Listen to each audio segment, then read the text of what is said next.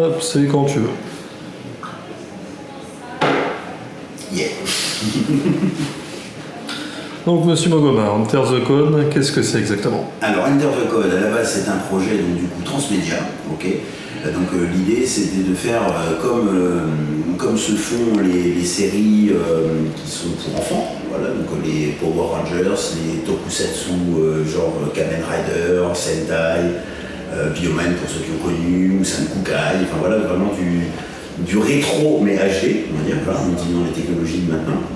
Et surtout, c'est un projet transmédia, c'est-à-dire que comme toutes les boîtes de jouets, en fait, je me suis pris parti, la performance artistique avant d'être un gros business de production comme ça se fait généralement dans ce genre de style. Là, l'idée, c'était de m'entourer de plein d'artistes différents, en fait, et de développer des produits dérivés d'une série qui n'existe pas, concrètement. Et donc, du coup, on est parti à créer des jouets, à créer des personnages, à créer un comics, il y a un manga en écriture, enfin bref, tout un tas des jouets, d'ailleurs, même des jouets, des personnages. Et donc, l'idée, c'est de tourner autour et de monter au fur et à mesure jusqu'à aujourd'hui, et donc réaliser la première capsule de 15 minutes en fait présentant l'univers mais de filmé, audiovisuel, vraiment avec les super-héros et tout ça.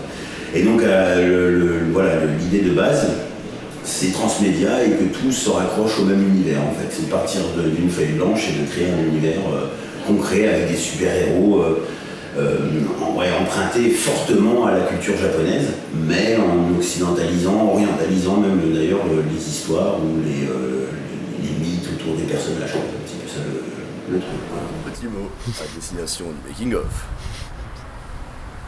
On tourne un plan drone là. C'est pas mal. C'est pas mal. Voilà. Merci. Content depuis le début de la journée? Ouais, ça a mis du temps à démarrer et puis finalement on est bien lancé là. Donc ça se passe bien, il fait beau, il fait chaud.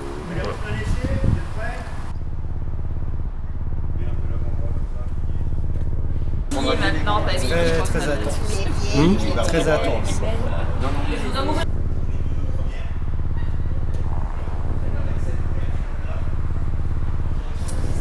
C'était le vent, bourrasque. Nous on sentait le vent à la tronche. Si le drone n'aime pas les bâtiments ici avec les bâtiments, l'air circule entre les bâtiments, alors ça crée des zones de turbulence.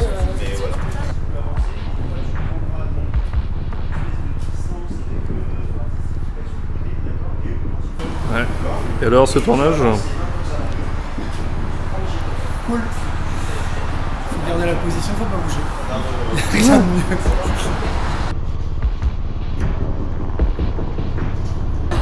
Moi c'est Delphine, donc comme a dit Chloé, on est sur un tournage qui est super sympa. En fait on partage vraiment une aventure humaine et c'est pour ça qu'on a vraiment voulu assister en direct. Ça change un petit peu de ce qu'on fait dans l'année.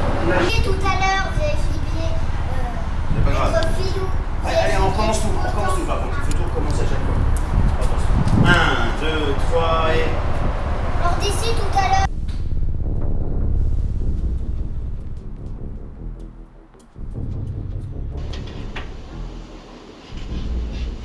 Ne baille pas, donc je suis le dernier des courus, comme d'hab, dans tous les tournages. Voilà, et puis je suis très content de retourner avec Stéphane. Ok. Ouais, 4e, hein, Stéphane. Voilà, et puis je pense que ça va envoyer du lourd. Mon rôle, c'est Général Gamos avec Baipa. L'ambiance est super sympa. C'est vrai que je découvre, je connaissais pas Stéphane. Donc j'ai connu Stéphane grâce à Jean-Pierre. Donc super tournage. On s'est bien marré. Il a fait chaud, il a fait beau. Donc voilà, bravo aussi aux maquilleuses, au make-up. Parce que du super boulot. La preuve, c'est pas ma couleur naturelle. Voilà.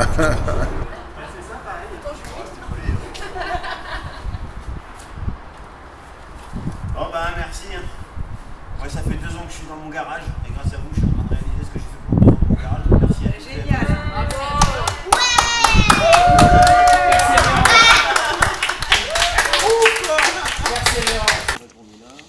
En 2017, en fait, j'avais déjà une forte envie de faire autre chose que le cinéma que je faisais là classiquement, en tout cas qui est devenu un peu répétitif, j'avais l'impression aussi de refaire la même chose, quoi.